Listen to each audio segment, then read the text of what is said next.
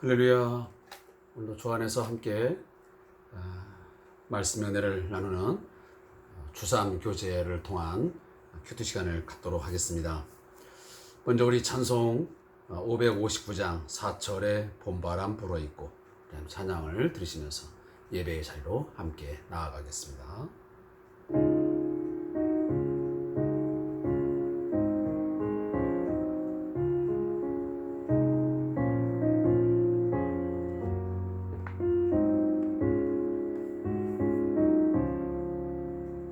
서철의 봄바람 불어있고 하나님 아버지 모셨으니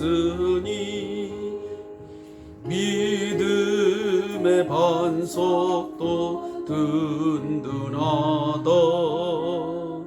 우리 집 즐거운 동산이라 고마워라 임마누엘 예수만 섬기는 우리 집 고마워라 임마누엘 복되고 즐거운 하루하루 어버이 우리를 고이시고 동기들 사랑에 묻혀있고 기쁨과 소름도 같이 하니 한간의 초가도 천국이라 고마워라 임마누엘 예수만 섬기는 우리 집 고마워라 임마누엘 복되고 즐거운 하루하루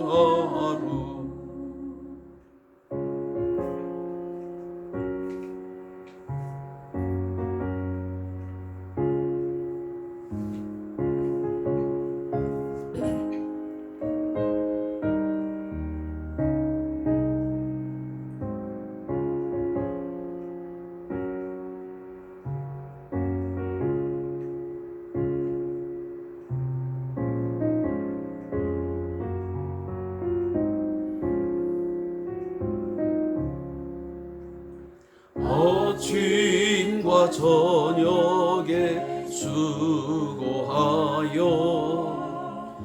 다같이 일하는 온 식구가 한 상에 둘러서 먹고 마셔 여기가 우리의 원이라 고마워라 임마누엘 예수만 섬기는 우리 집 고마워라 임마누엘 복되고 즐거운 하루하루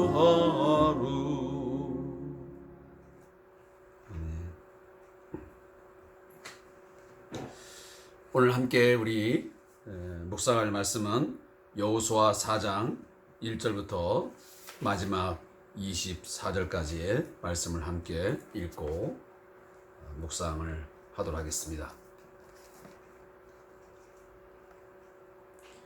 여호수아 4장 1절부터 마지막 24절까지 말씀을 함께 읽겠습니다. 구약성경 323페이지 여호수아 4장 1절부터 함께 읽기 시작합니다. 우리 함께 말씀을 정독하겠습니다. 그 모든 백성이 요단을 건너가기를 마침에 여호와께서 여호수아에게 말씀하여 이르시되 백성의 각 지파에 한 사람씩 12사람을 택하고 그들에게 명령하여 이르기를 요단 가운데 제사장들의 발이 굳게 선 그곳에서 돌 12를 택하여 그것을 가져다가 오늘 밤 너희가 유숙할 그곳에 두게 하라 하시니라.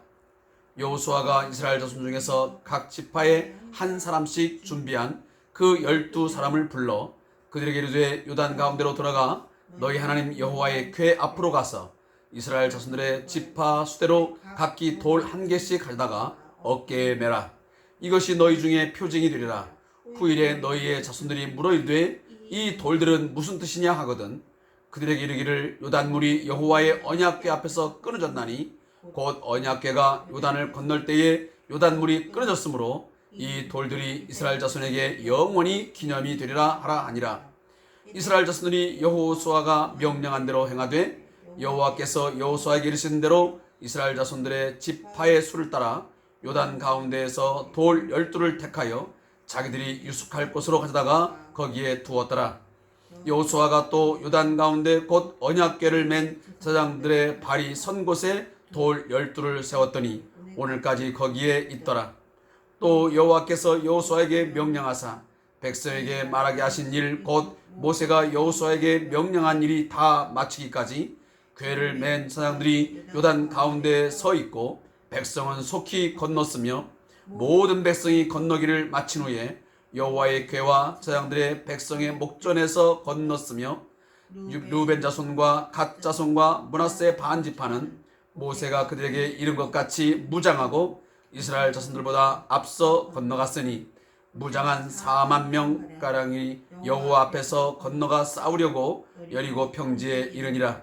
그날에 여호와께서 모든 이스라엘의 목전에서 여호수아를 크게 하심에 그가 생존한 날 동안에 백성이 그를 두려워하기를 모세를 두려움같이 하였더라.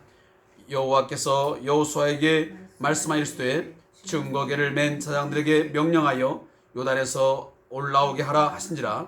여호수아가 제사장들에게 명령하여 이르기를 요단에서 올라오라 하매 여호와의 언약궤를 맨 제사장들이 요단 가운데서 나오며 그 발바닥으로 육지를 밟는 동시에 요단물이 본 곳으로 도로 흘러서 전과 같이 언덕에 넘쳤더라.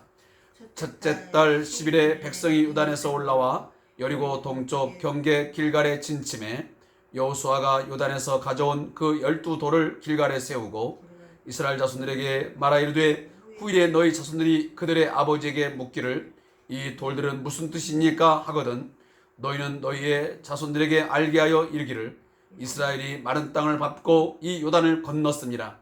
너희 하나님 여호와께서 요단물을 너희 앞에서 마르게 하사 너희를 건너게 하신 것이 너희 하나님 여호와께서 우리 앞에 홍해를 말리시고 우리를 건너게 하심과 같았나니 이는 땅의 모든 백성에게 여호와의 손이 강하신 것을 알게 하며 너희가 너희 하나님 여호와를 항상 경외하게 하려 하심이라 하라. 아멘.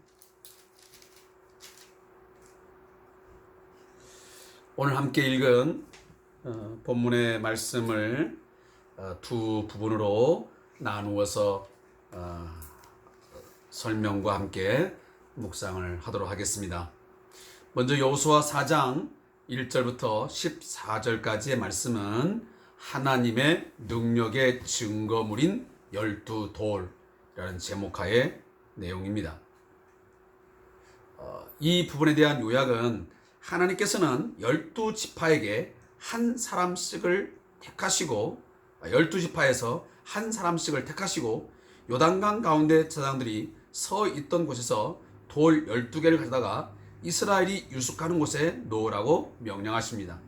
여호수아는 요단강 가운데에서 12돌을 세워 기념하도록 합니다. 백성들이 모두 강을 건넌 후에 제사장들과 언약궤도 건너게 됩니다. 무장한 4만 명가량은 여리고 평지에 이르러 싸움을 준비합니다. 그리고 두 군데를 다 같이 그냥 요약을 좀 하겠습니다. 여호수아 그리고 4장 15절부터 24절의 말씀은 신앙의 교육을 위해 세운 12돌이라는 제목하에 말씀입니다. 이 부분에 대한 요약은 증거궤를 맨 제장들이 요단강에서 나와 육지를 밟자마자 강물이 전과 같이 흘러서 언덕에 넘치게 됩니다. 백성이 길갈에 진을 치자 여호수아는 요단강에서 가져온 12돌을 그곳에 세우게 됩니다. 여호수아는 후일 자손들이 이 돌들에 대하여 물으면 돌에 얽힌 사건을 말하여 하나님의 크심을 깨닫고 하나님을 경외하게 하라고 권면을 합니다.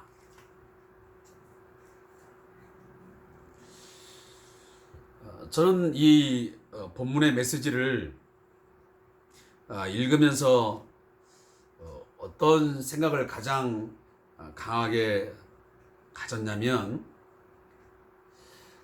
나의 신앙생활 가운데서도 하나님께서 함께 하셨음, 하나님께서 내 삶 속에서 어떠한 그 일들을 아주 구체적으로 했던 어떤 경험, 그런 것들이 실제한가? 내가 경험한 그 하나님은 어떤 하나님인가? 제 자신이 어떤 하나님께서 나와 함께 하심에 대한 그 무언가를 증거하는, 기념할 만한 어떤 물건, 어떤 표징이 될 만한 그 무엇이 내게 있나 하는 생각을 이 본문을 읽고 묵상하면서 몇 번 동안 생각해보고 제 머릿속에 더듬어 보았습니다.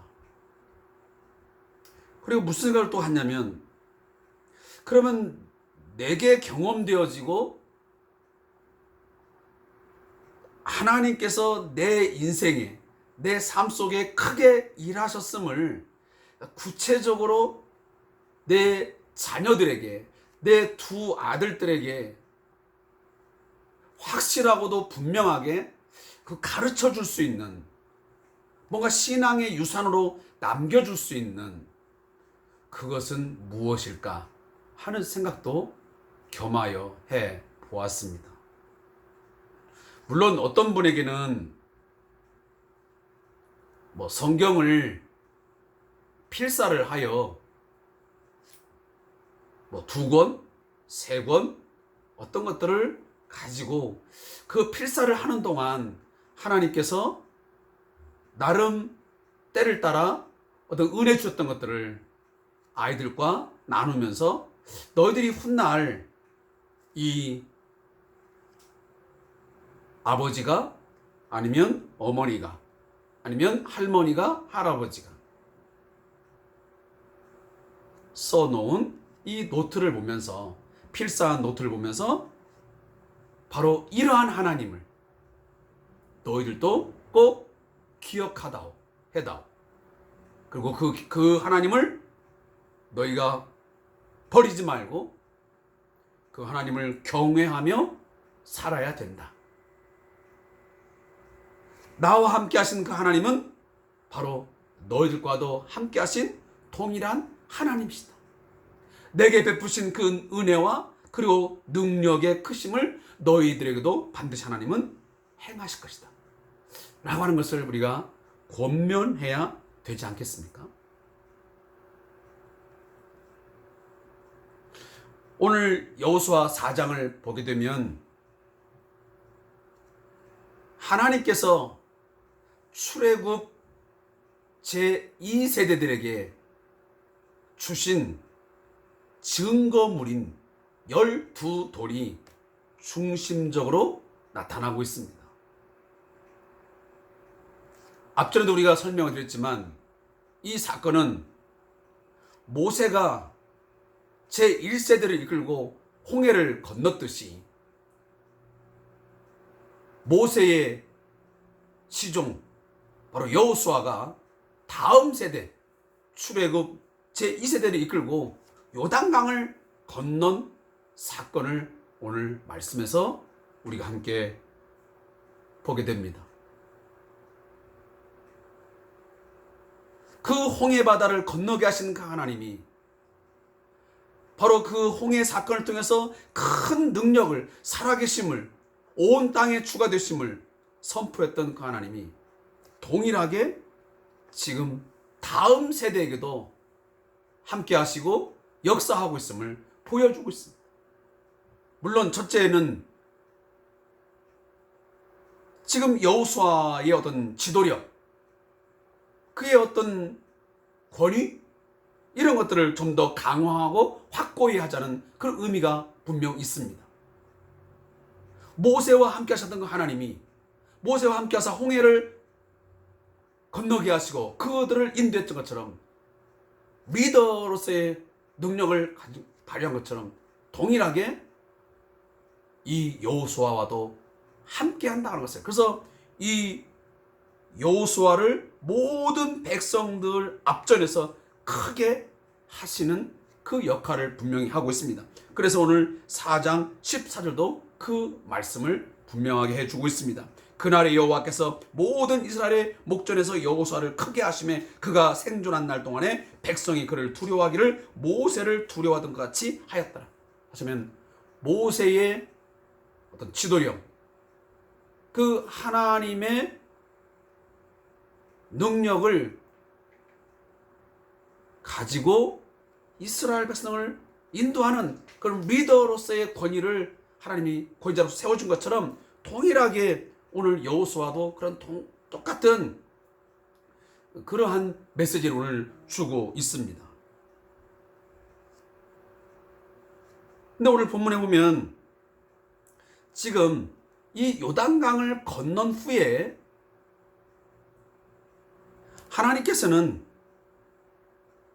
12돌을 택하여 돌 그 기둥을 두 곳에 세우도록 하셨습니다.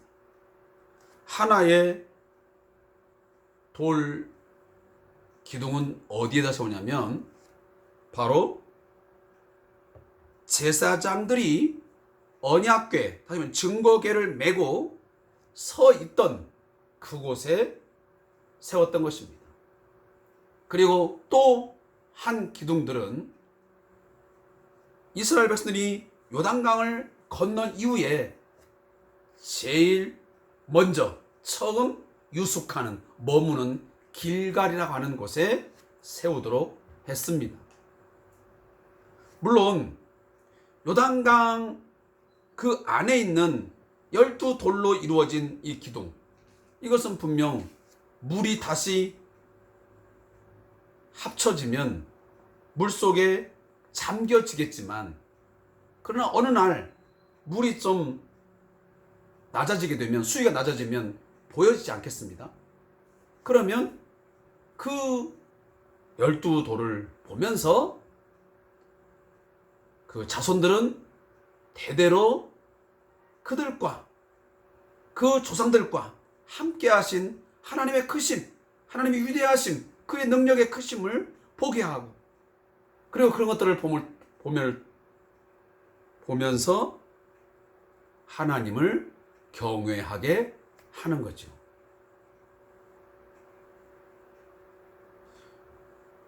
오늘 본문의 4장 그 2절에 보면 백성의 각 지파에 한 사람씩 12사람을 택하고 그랬습니다. 그러니까 각 지파에서 대표적으로 한 사람씩을 뽑아가지고 그 사람들이 먼저 돌 하나씩을 취하여 어깨에 맸습니다. 그러니까 우리가 생각할 때 그 돌이라는 것이 아주 작은 돌멩이는 분명 아니었던 것 같습니다. 그러니까 장정의 어깨에다가 맬 정도니까 상당히 큰 그런 돌이었다라는 것을 우리가 상상할 수가 있는 것이죠. 지금보다는 훨씬 더 예전에 그 고대 사람들, 또 우리도 마찬가지지만 과거의 사람들이 훨씬 힘이 장사입니다. 그래서 우리가 들을 수 있는 돌의 무게하고 당시의 돌을 들을 수 있는 그런 정도의 것은 분명히 다른 것입니다. 그래서 어느 정도의 크기인지는 모르겠지만 장정이 어깨에다가 메고 운반을 해야 되는 그런 정도의 돌이었습니다. 그것을 한 곳에는 그 강 안에다 놓고 또 하나는 이제 가지고 다시 그들이 유숙하는 길가에다가 세우게 된 것입니다. 자, 그러면 하나님께서 이 12돌을 왜 세우게 하셨는가? 이미 제가 말씀을 드렸지만 이것은 분명히 신앙 교육적인 목적이 분명합니다. 따라서 2번씩이나 반복해서 성경에 뭐라고 하냐면 6절에 보니까 이것이 너희 중에 표징이 되리라. 후일에 너희 자손들이 물어 이르되 이 돌들은 무슨 뜻이냐 하거든 그랬습니다. 자, 그리고 21절에 보면 이스라엘 자손에게 말하이되 후일에 너희 자손들이 그들의 아버지에게 묻기를 이 돌들은 무슨 뜻이냐고 하거든 그랬습니다. 그러니까 그 자손들이 이 돌들을 보면서 이게 무슨 돌입니까? 이 돌이 무슨 의미를 갖고 있기에 아버님은 이것을 간직하고 있는 것입니까? 라고 묻게 되면 거기에 대해서 하나님께서 요단강을 끊으시고 강물을 끊으시고 내 백성을, 하나님 백성을 건너게 하셨다. 그래서 그 하나님의 능력으로 우리가 바로 이 약속의 땅 가나안 땅에 정착하여 지금처럼 많은 수를 가지고 이렇게 행복한 삶을 살게 되었다.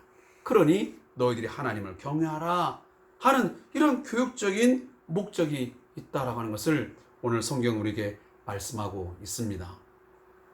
그래서 제가 아까 초두에 말씀을 드릴 때에 과거 이 요단강을 건넜을 때에 출애굽 제2세대들에게 이 12들어가는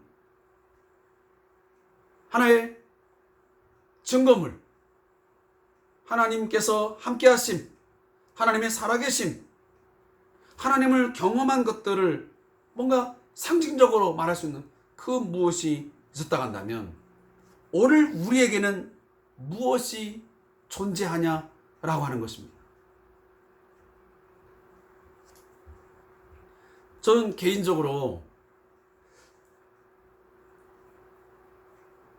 저에게만 있는 어떤 나름대로의 하나님께서 저의 삶 속에 역사하심, 그리고 그 하나님이 얼마나 위대하고 강하신 분인지를 늘 보게 하는 그런 증거의 표시가 제 몸에 있습니다. 제가 질병 속에서 11년 동안 고통과 괴로움과 많은 아픔을 가질 때 하나님께서 기적적으로 치유하심을 통하여 지금 이처럼 건강한 몸을 가지고 일상생활에 부족함이 없이 생활을 살아가고 있습니다. 그 누구도 보지 못하지만 제 개인적으로는 샤워를 할 때마다 아니면 제 몸의 어떤 일부분을 보면서 그런 것들을 많이 기억을 합니다. 그리고 저의 자녀들에게도 제가 그러한 이야기들을 몇 번 한 적이 있습니다. 사실 그것뿐이겠습니까? 우리가 지금까지 살아오는 동안 이런 일 저런 일을 겪으면서 나름 그 가정과 그리고 그 교회 공동체와 또 나라와 민족의 삶 가운데 함께 하셨던 하나님을 뭔가 기억하게 하고 기념하게 하는 그 분명 무엇인가가 우리에게는 분명히 존재합니다. 우리는 그것을 기억을 해야 되고 그걸 통해서 우리는 다음 세대에게 가르쳐야 됩니다. 나만 알고 있는 게 아니고 우리 세대만 알고 있는 게 아니고 여러분 개인에게 있는 또 가정 가운데 있는 또 교회 공동체 아닌 어떤 것 역사를 통해서 그 부분들을 확실하게 그들에게 교육할 수 있어야 됩니다.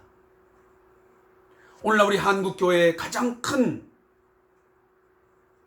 문제가 무엇인 줄 아십니까? 가장 심각한 문제가 있다면 그것은 바로 다음 세대의 교육의 부재라는 것입니다. 오늘날 많은 교회들이 중대형 교회뿐만 아니고 많은 교회들이 어린이 주일학교가 존재하지 않는 데도 있고 때로는 있기는 있지만 매우 열악한 상황에 놓인 교회가 대다수입니다. 물론 몇몇 교회들은 좋은 나름대로의 그 어떤 프로그램 환경 속에서 어린이 주일학교 또 청소년부가 활성화되어서 잘 다음 세대를 준비해가고 다음 세대의 신앙교육이 원만하게 잘 이루어진 교회도 있지만 그러나 제가 알기로는 한국교회의 거의 많은 교회들이 다음 세대의 이 연약함 이것 때문에 많은 고민을 안고 있고 심각한 문제를 지금 의식을 갖고 있습니다. 이건 분명 우리 모두가 함께 문제의 심각성을 알아야 되고 왜 그렇게 되었는지 왜 우리에게 다음 세대가 이토록 준비되지 못했는지를 오늘 말씀을 보면서 우리는 뭔가 깨달음을 가져야 됩니다. 우리가 가정교육 내에서 우리 다음 세대에서 뭔가를 확실하게 예수 믿는 것이 무엇인지 우리가 믿는 하나님이 어떤 하나님인지를 보여주지 못한 것입니다. 어떤 구별된 삶 하나님이 분명 살아계심 우리와 함께 하심을 그들에게 가르쳐주지 못한 것입니다. 그 결과가 우리의 자녀들에게 오늘 우리 다음 세대들에게 신앙이 없는 것입니다. 있어도 있는지 없는지 매우 희미한 상태에 놓여져 있는 것입니다. 저도 저희 가정 내에서 지금 이 주3 교제를 통해서 가정 예배를 하고 있지만 그러나 저희 두 아이에게 이 큐트 기제를 주면서 우리가 최소한 그래도 하루에 이 말씀 붙들고 우리 함께 예배하자. 하지만 한 달에 30일 동안 전체가 다 함께 모이기가 그렇게 쉽지는 않습니다. 또 직장의 문제, 또 다양한 여러 가지 스케줄이 있기 때문에 다 함께 모이기가 참 어려운데 그럼에도 불구하고 저는 저 나름대로 저희 아이들과 함께 이 말씀을 묵상하면서 그리고 이러한 속에서 신앙교육을 해보려고 나름 하고 있는데 그 결과는 사실 저도 잘 아직도 확신할 수는 없습니다. 사랑하는 성도 여러분, 오늘 제가 이 저자의 묵상을 읽으면서도 또 여러분에게 내용을 전달하겠지만 분명히 여러분의 자녀에 대한 그리고 우리 교회 공동체의 다음 세대에 대한 고민을 함께 하시고 이 아이들을 어떻게 양육하며 하나님의 사람으로서 온전하게 세워갈 것인지 그래서 그들로 하여금 이 나라와 이 민족을 이끌어가는 차세대의 주역으로 일꾼으로 세워갈 것인지 기도하는 저와 여러분이 되기를 소원합니다. 저자의 묵상을 제가 좀 같이 읽겠습니다. 하나님은 우리를 깨닫게 하는 교육자시다. 하나님은 가나안 땅에서 언약 백성으로 살아야 하는 이스라엘 백성의 믿음을 더욱 견고하게 하기 위해 놀라운 역사를 준비하신다. 이것이 바로 요단 강물이 멈춘 사건이다. 이스라엘 백성이 강물이 완전히 말라버린 요단강을 건넌 사건은 그들에게 하나님이 얼마나 위대한 분인지를 각인시켜주는 중요한 경험이었다. 마치 출애굽 1세대가 홍해를 건너간 경험을 통해 하나님의 능력과 위대함을 깨달았던 것과도 같다. 하나님은 또 하나의 교육 자료를 준비하신다. 돌 12개를 두 곳에 세워서 이스라엘 후손들에게도 요단강 도화 사건을 알려줌으로써 하나님이 어떤 분이신지를 교육하도록 하신다. 성도는 신앙의 많은 경험과 증거를 가지고 있다. 하나님은 간절한 기도에 응답하셨고 인생의 어려운 순간마다 나타나셔서 도우시고 인도하셨다. 놀라운 신앙의 경험들을 잊지 말고 기억하자. 자녀들과 주변의 성도들과 나누며 하나님이 어떤 분인지를 확신하며 믿음 가운데 살아야 한다. 종종 모태신앙을 모태신앙이라고 말하곤 한다. 부모가 신앙생활을 하기 때문에 자녀들은 선택의 여지가 없이 교회에 다니게 된다. 그런데 교회를 다닌다고 해서 자녀들이 진실한 믿음을 갖고 있다고 말할 수는 없다. 예수 그리스도를 인격적으로 만나서 주로 고백하기 전에는 교회만 왔다 갔다 하는 종교인으로 살 뿐이다. 따라서 모태 신앙일지라도 철저하게 신앙교육을 받는 것이 매우 중요하다. 교회에서는 교회학교 시절부터 교육에 힘써 자녀들이 예수 그리스도를 구세주로 영접하게 도와야 한다. 또한 교회와 가정이 연결되어 교회에서 배운 바를 가정에서 다시 확인해야 한다. 자녀들에게 부모가 믿는 하나님은 어떤 분이시고 예수님은 어떤 일을 하셨는지 가르치고 나눔으로써 자녀들이 자신의 신앙을 확고히 갖도록 양육해야 한다. 그래야만 자녀들이 이 세상에서 신앙을 잃지 않고 신실한 하나님의 자녀로서 살 수 있다. 성도는 믿음의 유산을 자녀들에게도 잘 전수해야 한다. 가정과 교회가 연합하여 자녀들의 신앙교육에 힘쓰도록 하자. 아멘. 사랑하는 성도 여러분, 우리의 가장 큰 유산은 무엇인 줄 아십니까? 하나님께서 우리에게 요구하시는 우리의 다음 세대에게 물려주어야만 되는, 반드시 물려주어야만 되는 그 유산을 무엇이라고 말씀하신 줄 아십니까? 그것은 다름 아닌 철저한 신앙 교육입니다. 하나님에 대한 신앙 교육, 오직 우리를 위하여 죽으시고 부활하신 그 예수 그리스도를 주와 그리스도로 고백하게 하는 그 신앙을 물려주는 것은, 이건 해도 되고 안 해도 되는 것이 아니고 반드시 해야 되는 신앙의 선배로서 또 부모로서의 당면한 바로 과제이요 의무이자 책임입니다. 또한 우리는 권리인지도 모르겠습니다. 반드시 권리와 의무를 하나님 앞에서 성실히 우리 준행하는 우리 부모님들, 그리고 기성세대가 되어질 수 있기를 바라겠습니다. 다시 한번 또한 말씀드리지만, 제가 목회하고 있는 우리 성대한교회 성도님들, 저희 교회는 안타깝지만 제가 말씀드리기 참 부끄럽고 힘든 일이지만 주일학교, 어린이 주일학교, 또 청소년부를 지금 운영하지 못하고 있습니다. 물론 코로나19라는 상황도 있지만 분명하게 말씀을 드릴 수밖에 없는 것은 바로 다음 세대에 대한 이런 여러 가지 환경적인들이 많이 미약한 것이 현실이고 사실입니다. 저 또한 이 말씀을 묵상하면서 많은 과제를 스스로 떠안으면서 이것을 풀어나가기 위해서 고민하고 또 기도하도록 하겠습니다. 사랑하는 우리 성도님들, 여러분의 자녀들, 또 우리의 다음 세대, 분명 하나님만 경외하는 주 예수 그리스도를 주로 고백하게 하는 그런 아이들로 잘 양육할 수 있기를 주의 이름으로 축복합니다. 오늘도 함께 말씀을 통하여 은혜 나누신 성도님에게 감사의 말씀드리고, 이번 한 주간 동안 잘 마무리하시고 주일 예배를 통해서 하나님께 예배자가 되기를 소원합니다. 감사합니다.